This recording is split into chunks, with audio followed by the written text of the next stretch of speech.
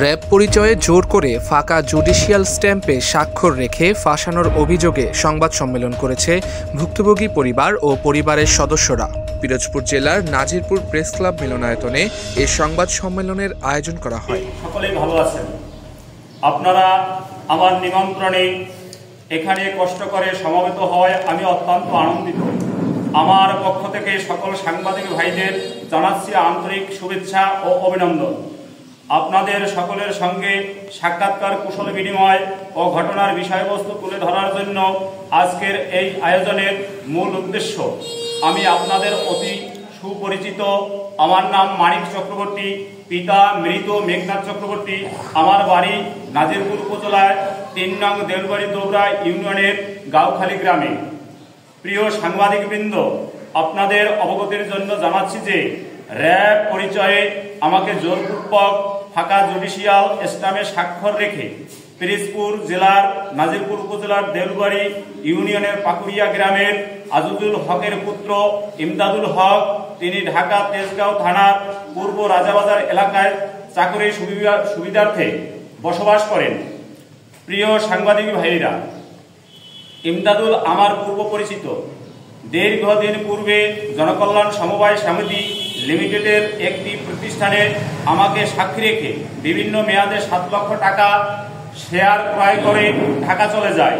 ইমদাদুল হকের সাথে সুসম্পর্ক বিধায় জনকল্যাণ সমবায় সমিতি হইতে লভ্যাংশ টাকা উত্তোলন করিয়া তাহার ব্যাংক ও বিকাশ অ্যাকাউন্টে আমি জমা করে দিতাম।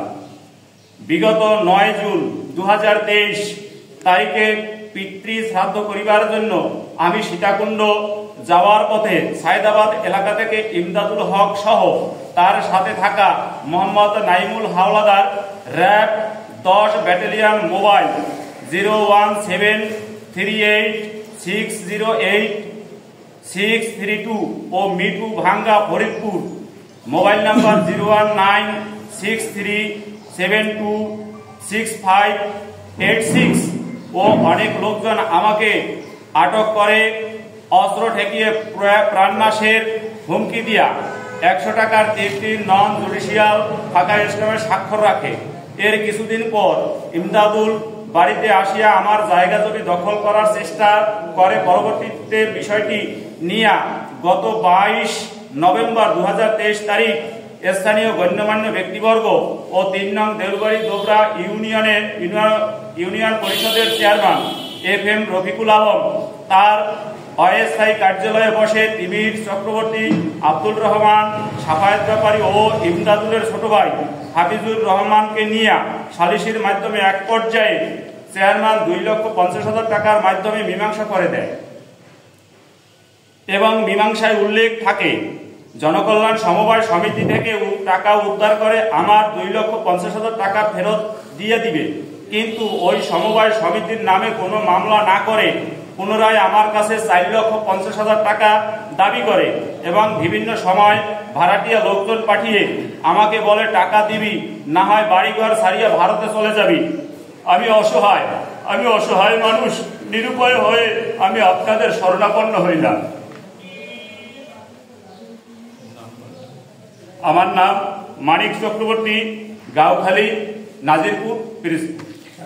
কি করেন আপনি? আমি পেশায় পৌরোহিত্য কাজ করি। আপনি এলাকায় থাকেন? হ্যাঁ, আমি এলাকায় থাকি। এই ইমদাদুলের সাথে আপনার কি সম্পর্ক? ইমদাদুলের সাথে আমার ছোট সময়ের বন্ধু সম্পর্ক ছিল। আর এই জনকল্যাণ সমবায় যে সমিতি আছে এর সাথে আপনার কি সম্পর্ক? এর সাথে আমার কোনো সম্পর্কই নেই। তাহলে কিভাবে আপনি এর সাথে সম্পৃক্ত হলেন? ওটা আমার এলাকার একটা এনজিও। হ্যাঁ। তাহলে ওখানে আপনি সাক্ষী হইলেন কিভাবে, কোন সূত্রে? ও আমাকে নিয়ে গেছে, নিয়ে যাইয়া ওখানে টাকা রাখছে, নমিনির পক্ষে আমাকে ওখানে ও সাক্ষী রাখে। ওর নাম হলো উজ্জ্বল ব্যাপারী, বাড়ি তুরুকখালী। তো এই জনকল্যাণ সমিতি কি এখন বর্তমানে নাই? না, এখন ওখানে উপস্থিত নাই। মানে এটা কি উদয় হয়ে গেছে? হ্যাঁ, স্থানে নাই, দেউলিয়া হয়ে গেছে। হ্যাঁ, দেউলিয়া হয়ে গেছে। দেউলিয়া হয়ে গেছে। হ্যাঁ। তার বিরুদ্ধে কি কোনো মামলা টামলা দায়ের হয়েছে? আমার একটু প্রশ্ন আছে। ঘটনার তারিখ হইল আপনার 22 নভেম্বর 2023। হ্যাঁ, ওই সময় আপনাকে যখন তারা আটক করে, মানে আটক করে তখন আপনাকে হুমকি দেয়, পরবর্তীতে আপনি তাৎক্ষণিক আইনগত কোনো ব্যবস্থা গ্রহণ করছেন কিনা? না, আমি এলাকায় এসে চেয়ারম্যানের শরণাপন্ন হই। এরপরে চেয়ারম্যান আমাকে নাজিরপুর থানায় পাঠায়। থানায় আসার পরে আমি একটা দরখাস্ত দিতে চাইছি। থানা থেকে বলছে যে তোমার যেখানে ঘটনা তুমি সেখানে যাও। আমি প্রাণের ভয়েতে আমি সেখানে যাইনি। আচ্ছা, চেয়ারম্যান যে একবার বিষয়টা সালিশ মীমাংসা করে দিল, পরবর্তীতে আবার ঝামেলা করছে, এটা কি আপনি চেয়ারম্যানের কাছে জানাইছেন? হ্যাঁ, জানাইছি। তো চেয়ারম্যানের ভাষ্য কি? চেয়ারম্যান গেল 13 তারিখে বসার কথা ছিল, 14 তারিখে, কিন্তু চেয়ারম্যান উপস্থিত ছিলেন না। ওরা এক পক্ষের লোকজন, ওরা সবাই আমাকে আবার চাপ সৃষ্টি করে। কারা চাপ সৃষ্টি করে? কোন রাজনৈতিক দল? স্থানীয় লোকজন, এমদাদুলের পক্ষ থেকে। এমদাদুল উপস্থিত ছিল। নাম বলেন একটু, কে কে হুমকি ধামকি দেয় এমদাদুলের পক্ষ হইতে? কে কে নাম বলতে পারবেন? আমি তো সবাই নাম জানি না, তবে সবুজ, এরপর সেরাজুল্লাহ এরা ছিল। এরা এরা এরা কি এরা কি করে? এদের পরিচয় কি? এরা বলতেছে যে ইসলামের আমি 2.5 লক্ষ টাকা পাইছি আর 4.5 লক্ষ টাকা দিতেই হবে।